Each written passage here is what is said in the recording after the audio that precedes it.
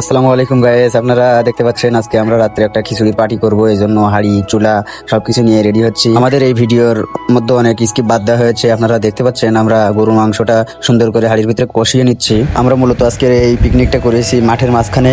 আমরা টঙের ভিতরে রান্না বান্নার কাজ করতেছিলাম, আর বাইরে চার ভরম ঢিলা দাঁড়িয়েছিল। এই যে আমি আসলে কি বলবো, গ্রামীণ পরিবেশে প্রাকৃতিক পরিবেশে পিকনিক করে খিচুড়ি রান্না করে খাওয়ার মজাটাই আলাদা।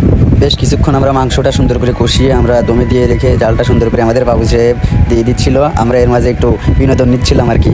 আপনারা এখন দেখতে পাচ্ছেন আমরা হাঁড়ির উপর দিয়ে সরাটা সরিয়ে দেখতেছিলাম ডালটা গলেছে কিনা, কিন্তু দেখতে পাচ্ছেন ডালটা খুব সুন্দরভাবে একবারে নরম হয়ে গলে গিয়েছে। এখন মূলত এতে আমাদের চাউল দেওয়ার পালা, তাই আবার একটু ঢেকে দিয়ে ডাউলটাকে আরেকটু সেদ্ধ করে নিচ্ছি আর কি।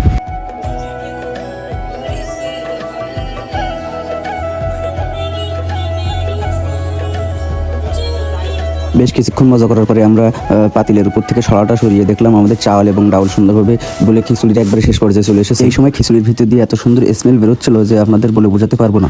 মাঠের মাঝখানে গ্রামীণ পরিবেশে সুন্দর আবহাওয়ায় খিচুড়ি খাওয়ার মজাটাই অন্যরকম। আর এদিকে আমাদের বড় ভাই বিল্লাল এবং সজীব শশা কাটার কাছে ব্যস্ত ছিল। খিচুড়ির সাথে শশা খাওয়ার মজাটাই অন্যরকম। আমি এর আগেও বলেছি আমাদের এই ভিডিও থেকে অনেক স্কিপ বাদ দেওয়া হয়েছে। আপনারা দেখতে পাচ্ছেন আমাদের খিচুড়ি রান্না শেষ, এবার আমাদের খাওয়ার পালা। খিচুড়ি এক সাইডে রেখে আমরা সবাই বসে পড়েছি খিচুড়ি খাওয়ার জন্য। খিচুড়ি খাওয়ার শুরুতে আমাদের বড় ভাই হাকিম সবার কাছে একটি করে গ্লাস দিয়ে দিচ্ছিল কেলেমন এবং কোক খাওয়ার জন্য। তারপরই আমাদের সবার প্রিয় বড় ভাই মোহাম্মদ বাবুল হোসেন সবার প্লেটে সুন্দর করে খাবারগুলো বন্টন করে দিচ্ছিল। এরই মধ্যে হাকিম খাওয়া শুরু করে দিয়েছে। আমরা গরম গরম খিচুড়ি খাচ্ছিলাম, এত সুন্দর লাগছিল তা আপনাদের বলে বোঝাতে পারবো না। গ্রামীণ পরিবেশে একবারে মাঠের মাঝখানে সুন্দর আবহাওয়ায় বাতাস ফিরফিরি বাতাসে খিচুড়ি খাওয়ার মজাটাই অন্যরকম। আপনারা দেখতে পাচ্ছেন আমাদের হাঁড়িতে পর্যাপ্ত পরিমাণে খিচুড়ি আছে। আমরা প্লেটে যে যার মতো নিয়ে বসে পড়েছি খাওয়ার জন্য। দেখতে পাচ্ছেন খিচুড়ির উপর দিয়ে ধোয়া উঠতেছে।